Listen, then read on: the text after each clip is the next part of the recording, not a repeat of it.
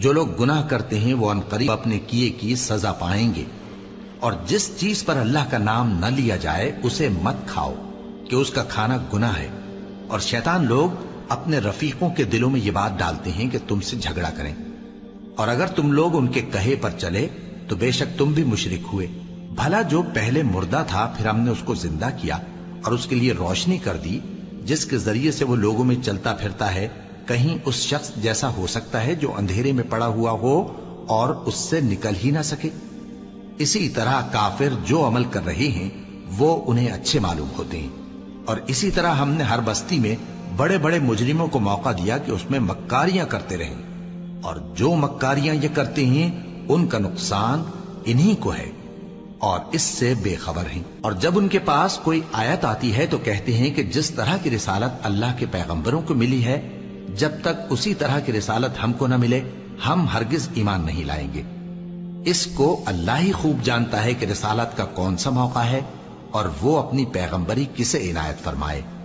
جو لوگ جرم کرتے ہیں ان کو اللہ کے ہاں ذلت نصیب ہوگی اور عذاب شدید ہوگا، اس لیے کہ مکاریاں کرتے تھے۔ تو جس شخص کو اللہ چاہتا ہے کہ ہدایت بخشے اس کا سینہ اسلام کے لیے کھول دیتا ہے، اور جسے چاہتا ہے کہ گمراہ کرے اس کا سینہ تنگ اور گھٹا ہوا کر دیتا ہے، گویا وہ آسمان پر چڑھ رہا ہے۔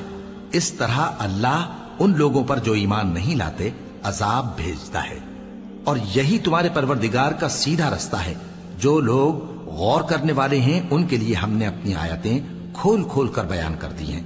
ان کے لیے ان کے اعمال کے صلے میں پروردگار کے ہاں سلامتی کا گھر ہے اور وہی ان کا دوست ہے۔ اور جس دن وہ سب جن و انس کو جمع کرے گا اور فرمائے گا کہ اے گروہ جنات، تم نے انسانوں سے بہت فائدے حاصل کیے، تو جو انسانوں میں ان کے دوست ہوں گے وہ کہیں گے کہ پروردگار ہم ایک دوسرے سے فائدے حاصل کرتے رہے اور آخر اس وقت کو پہنچ گئے جو تو نے ہمارے لیے مقرر کیا تھا۔ اللہ فرمائے گا اب تمہارا ٹھکانہ دوزخ ہے، ہمیشہ اس میں جلتے رہو گے مگر جو اللہ چاہے، بے شک تمہارا پروردگار دانا ہے، خبردار ہے۔ اور اسی طرح ہم ظالموں کو ان کے اعمال کے سبب جو وہ کرتے تھے ایک دوسرے کے قریب کر دیں گے۔ اے جنوں اور انسانوں کی جماعت، کیا تمہارے پاس تمہیں میں سے پیغمبر نہیں آتے رہے جو میری آیتیں تم کو پڑھ پڑھ کر سناتے اور تمہارے اس دن کے سامنے موجود ہونے سے ڈراتے تھے؟ وہ کہیں گے کہ پروردگار ہمیں اپنے گناہوں کا اقرار ہے، اور ان لوگوں کو دنیا کی زندگی نے دھوکے میں ڈال رکھا تھا اور اب خود انہوں نے اپنے اوپر گواہی دی کہ کفر کرتے تھے۔ اے نبی، یہ جو پیغمبر آتے رہے اور کتابیں نازل ہوتی رہیں تو اس لیے کہ تمہارا پروردگار ایسا نہیں کہ بستیوں کو ظلم سے ہلاک کر دے اور وہاں کے رہنے والوں کو کچھ بھی خبر نہ ہو، اور سب لوگوں کے بلحاظ اعمال درجے مقرر ہیں، اور جو کام یہ لوگ کرتے ہیں اللہ ان سے بے خبر نہیں۔ اور تمہارا پروردگار تو بے نیاز ہے، صاحب رحمت ہے، اگر چاہے تو اے بندو تمہیں نابود کر دے اور تمہارے بعد جن لوگوں کو چاہے تمہارا جانشین بنا دے،